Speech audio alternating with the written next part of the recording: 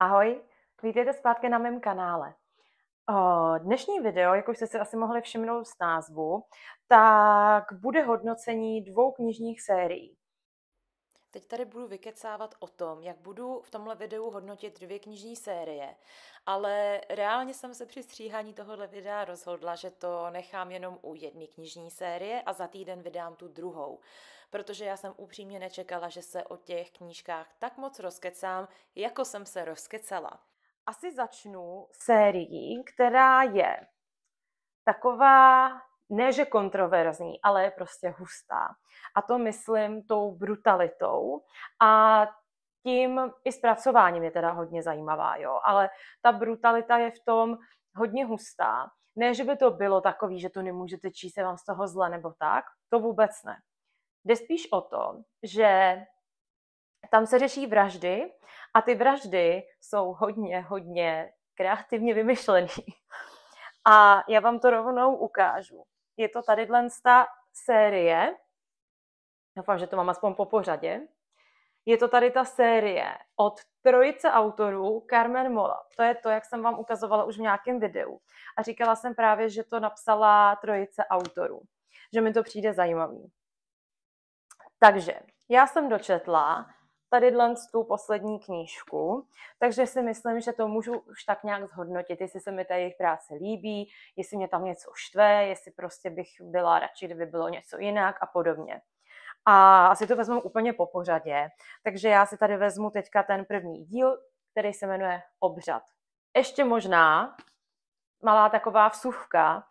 Všechny tady ty knížky z té série jsou si relativně dost podobné. A to myslím tak, že občas se může stát, že nějaká knížka ze série trošku něčem jako vybočí, ať už je to stylu psaní nebo nějaký spád té knížky, jo, taková, že to odsýpá a podobně. Ale tady mi to přijde v podstatě všude dost podobný, takže se jim daří opravdu zachovávat nějakou souvislou linii.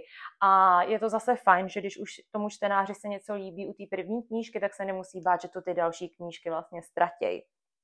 A my tady vlastně sledujeme vyšetřovatelku Elenu Blankovou, která má na starosti, a je to šéfka oddělení vražd, ale takového toho oddělení, který fakt řeší ty případy, jak už to tak bývá, tak v těch knížkách a ve filmech, tak řeší takový ty případy, které jsou prostě náročnější a takový zvláštní, nebo už třeba hrozí, že budou promlčený a podobně. Takže tady máme jakoby tu naší vrchní vyšetřovatelku, ale vlastně v průběhu tady ty knížky se k ní přidá ještě jeden človíček, ten se jmenuje teď prostě španělský jméno.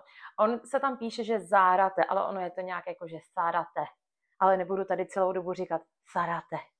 Takže budeme mu říkat prostě Zárate. Jo, ale víme, že se to tak asi nevyslovuje, ale nechci furt tady dělat to s tím jazykem, takže to nebudu dělat.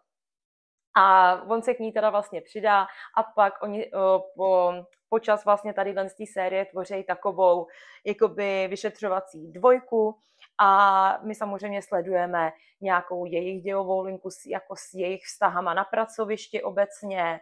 Jo, pak ta Elena má hodně zajímavou linku, jakoby svojí, o který se tady jakoby začneme tak nějak zmiňovat. Nebo my ne, autoři se zmínili, o tady jakoby nějaký její minulosti a podobně, proč třeba dělá věci, které dělá a tak, ale bude se to potom v těch dalších knížkách rozebírat víc a víc. Ten Obřad si pamatuju, když už jsem to tehdy viděla v knihkupectví, tak jsem si tu knížku hrozně chtěla přečíst, protože to zní správně úchylně a správně ujetě, jo. Ti, co ví, tak ví prostě. Já si myslím, že spoustu lidí to má úplně stejně. A tady v té knížce jsou ty vraždy opravdu zajímavě vymyšlený. Vlastně nevím, jestli to mám úplně říkat, jaký způsob tady ten sériový vrah jakoby vymyslel, který si zvolil, on ho super vymyslel. A já se podívám schválně do anotace, jestli to můžu říct, jo. No, asi radši jakoby ne, ale jo vlastně. Já vám tady přečtu jednu větu, ze který to pochopíte. Prvním je příčina smrti. Vypadá to, že mozek oběti pozřeli červy. Takže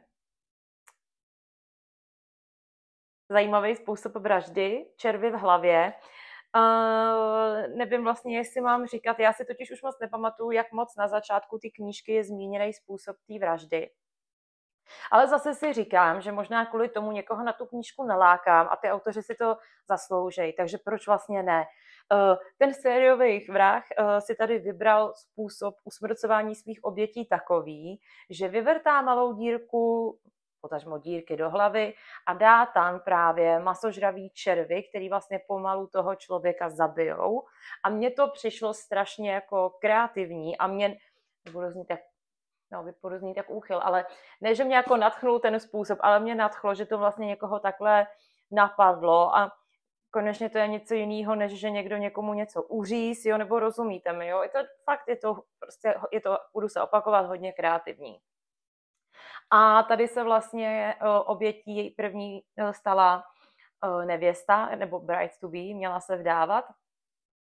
A teďka vlastně to Elenino oddělení dostane tady ten případ za úkol vyřešit.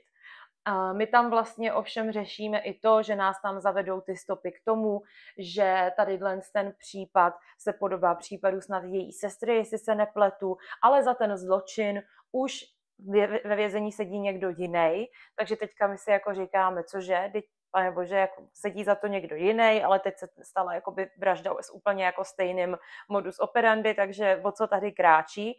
A je to fakt napínavý, hezky se to čte, kapitoly jsou úplně akorát dlouhý, není tam nic navíc, bych řekla. Jo, samozřejmě, je potřeba počítat s tím, že to je taková thrilleroidní detektivka. Jo, to jsem si tady vymyslela takový název, že prostě hodně říkám thrilleroidní detektivka a je to z toho důvodu, že opravdu je. Ona to je detektivka, ale ne ta, co by vás unudila tím svým jakoby vyšetřovacím postupem, popisama, tak to není. Naopak je to fakt hezký, svižný, ale určitě se tady jako nevyhneme nějakému vyšetřování, vyslýchání a blablabla. Ten postup tam prostě je, ale mě to nikterak nevadilo. Takže to byla teda ta první knížka, první díl. A když jsem si přečetla ten první díl, tak jsem si říkala, tyjo, tak to je super série. Neříkám, že to bylo 5 z 5, myslím si, že jsem tomu dala 4 z 5, nebo tak něco, myslím, že 4 hvězdičky, když bych to měla jako hvězdičkovat. Protože možná tam něco mi malinko chybělo, ale furt mě to bavilo natolik, abych si přečetla další díly v té sérii, takže to si myslím, že mluví za vše. Jo? Kdyby člověk měl číst jenom samý 5hvězdičkový knížky, tak to by zas taky nebyla úplně sranda. A druhý díl se jmenuje Purpurová síť. Tady už si musím dávat trošku pozor na jazyk, abych možná jako neprozrazovala úplně jako extra důležitý věci. Nicméně, tady v tom druhém díle my se budeme hodně zaobírat právě tím osobním životem Eleny Blankové, ty vrchní vyšetřovatelky toho oddělení. A bude se tady právě rozplejtat síť takových, jakoby, bych to řekla, predátorů, ale zároveň prostě zvrácených lidí, jo? Nejen jako sexuálně, ale obecně prostě zvrácených lidí. Něco jako dark web, jo? Něco na ten způsob se tady bude rozplejtat síť takovejhlech opravdu jako úchylů a to mě hrozně nalákalo tím motivem, protože je docela pomálu knížek, když se řeší vlastně nějaký dark web a takový tyhle jako společenství a tak. Takže na to jsem se těšila strašně moc. Ještě o to víc, protože tím, že mi vlastně ta Elena Blanková není úplně nejvíc sympatická, ona totiž docela chlastá, jako upřímně, ale jakože hodně chlastá a je taková bezcitná. A mě nevadí, když ty hrdinky jsou takový jako nebojácný a jdou si za svým a jsou takový od rány.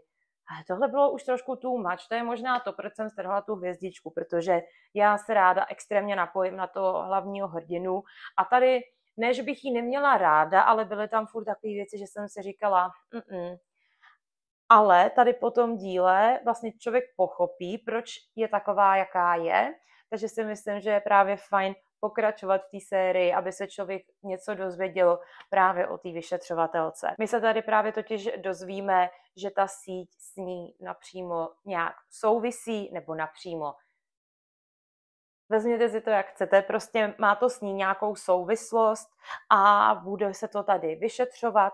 Tady ten díl je takovej hodně, myslím si, že je hodně drsnej, drsnější než ten obřad. A to je co říct, když někomu vrtali díru do hlavy a dávali tam červy, jo. Ale fakt je tady ta knížka podle mě drsnější. Je tam takový barvitější vykreslení těch hnusných scén a člověk si to úplně fakt přehrává v té hlavě jak film a kolikrát jsem si úplně říkala, no fuj, mě je úzko. Jo, úplně, že člověka chytila ta tíseň, ale to si myslím, že je jakoby ukázka toho, že ta knížka je dobře napsaná. A když jsem právě dočetla tohle, tak jsem úplně si říkala, tyjo, tak to je jako hodně hustý, protože tam je na konci potom takovej docela zvrat velký, u kterého jsem si říkala, a jak ta série jako bude pokračovat. Tak jsem si samozřejmě musela koupit další díl, že jo, abych zjistila, jak to bude pokračovat. A mám tady Rok prasete. No a Rok prasete mě zase strašně nalákal. A možná musím říct, že se mi, no to asi si řekneme na konci, jaký díl se mi líbil nejvíc. Každopádně tady ten byl ještě odpornější, snad podle popisu, jako těch věcí, co se tam děly, než v té purpurové síti. Nebo tak na stejno, ono totiž podle mě záleží. Tady se hodně odehrává děj na takových těch statkách starých, kde jsou prostě takový ty hospodářský zvířata, smrad, špína a mě nevadí jakoby špína nebo takhle, ale já si hned představím americký prostředí, takový toho venkova, ač tyhle si knížky, to jsem možná mohla zmínit, se odehrávají v Madridu a v jeho okolí. Jo? Je to španělská série, důležitá věc, odehrává se to teda v Madridu a okolí, ale já prostě, když se tam bavíme o takových jako odlehlých statkách a td., tak já si hnedka prostě v hlavě vybavím, nevím proč, asi možná z hororů a z různých filmů, takovou tu typickou americkou pláň a mně to samo o sobě přijde děsivý, jo. Takže to místo, jak už mi přišlo děsivý, tak si myslím, že všechno, co se tam odehrávalo dál, mi přišlo o to víc umocněný prostě tím prostředím. No a tadyhle se nám stane jedna věc hned na začátku a to, že zmizí jedna z vyšetřovatelek. Totiž ta Elena má ten svůj tým, kde je ona, Zarate, potom tam je Orduño, Česka, to je právě ta holčina a potom tam je ještě Buendia, myslím, a Mariacho, to je taková stařenka IT specialistka. Je to strašně vtipný, protože ona je to taková starší babička a dělá tam prostě úplně toho největšího machra na ty IT věci a je úplně skvělá, takže tu mám strašně ráda. Ale tady se právě ztratí ta Česka. Myslím si, že nevadí, když to takhle řeknu, protože reálně to je první, co si tady pomalu jako přečtete, jo, druhá věta v anotaci a ono vám to nějak nevyspoiluje nic v těch prvních 2 dílech. Nicméně ta Česka je tady teda unesena a celá ta knížka se zaobírá tím, jak najít Česku, jak ji zachránit a tak. A ty popisy toho, co se tam děje, jsou fakt jako hustý. A tady tu knížku ze všech těch 3 jsem podle mě měla nejrychleji přečtenou a přišla mi taková, že nejvíc odsýpala a vy jste prostě se potřebovali dozvědět, jak to bude teda dál, nebo co se tam sakra děje, jako jo, že jsem si úplně četla a říkala jsem si, jo, tak já jdu spát, otočila jsem tam, vidím, že konec kapitola a já do prdele, to prostě nemůžu jít spát. A četla jsem. Musím pochválit ještě jednu věc, kterou si možná teďka tady dám do zase spoilerového okýnka nějakého, protože ta je fakt důležitá pro tu knížku. Takže jestli to někdo čet, tak budete vědět, co myslím, řeknu to, ale prosím vás, vy, co jste to nečetli a třeba si myslíte, že byste si to chtěli přečíst, prosím vás, fakt mě neposlouchejte teď, ale já to musím někde ventilovat. Konečně někde někoho nechali mrtvýho a někoho nechali zabít. Protože já vždycky nemůžu a říkám si, moje nervy, když čtu nějakou knížku, koukám na film nebo na seriál, někdo tam umře, nebo se teda, no ještě ne, někdo se tam ztratí a oni ho vždycky najdou. Vždycky ho zachránějí. Jo, a vy už tomu nevěříte, protože to přece není reálný. Ale ona, ta Česká, tady fakt umře a oni ji nechali umřít. A já jsem právě četla úplně, že do konce, byla jsem už na konci a říkám si, no, teď se tady někde objeví, no, teď se tady připotácí zakrvácená, teď tady, já nevím, vykopou ji ještě pohřbenou zaživa a ještě žije. Jo, furt jsem čekala, že ji prostě někde objeví, nebo že ona se někde objeví. Ne, ne, oni ji fakt nechali mrtvou. Takže za tohle jako fakt potlesk, protože to se moc neděje. A o to mrazivější ta knížka byla, protože konečně někde nebyl happy end. A konečně se někde stalo to, co se reálně může stát. Takže za mě super, super díl. Mně se upřímně asi nejvíc líbil, to je těžký posoudit, no. Sakryš. Možná tenhle. Asi jo, protože ta purpurová síť byla jako super, to já neříkám, ale tady u toho Roku prasete jsem fakt měla furt takový ten pocit, ty běž číst, musíš to dočíst, musíš zjistit, jak to skončilo. Takže za mě nejlepší zatím asi ten poslední díl, ale on nebude úplně poslední, protože tady ještě vzadu mají, jakože připravujeme, a je to knížka Matky. Jak hluboko sahají kořeny zla, 4. případ Eleny Blankové, takže ještě 4. díl bude určitě. A tady píšou, že bude čelit nějakému nejtemnějšímu případu své kariéry. V dodávce na parkovišti madridské odtahové služby je nalezen mrtvý muž s hrůznou jizvou na břiše, který má v sobě téměř 7měsíční plod. Testy DNA potvrdí šokující skutečnost. Jedná se o jeho vlastní dítě. V zápětí je objevena další oběť, kterou stihl stejný osud. Co tyto dva případy spojuje a kde jsou matky dětí? Vyšetřování Elenu zavede k tajemné organizaci, za jejíž nitky tahají ti nejmocnější a k ní se zřejmě nikdo nedokáže přiblížit, aniž by zemřel. Zase tady máme teda nastíněný to, že tady bude nějaká organizace, nějaká síť zase úchylů prostě, nebo pošahaných totálně lidí. To já ráda čtu o takových nějakých jako, ať už to je sekta, nebo prostě společenství takovejhle pošahanců, takže to já si určitě přečtu za ten 4. díl a těším se na něj.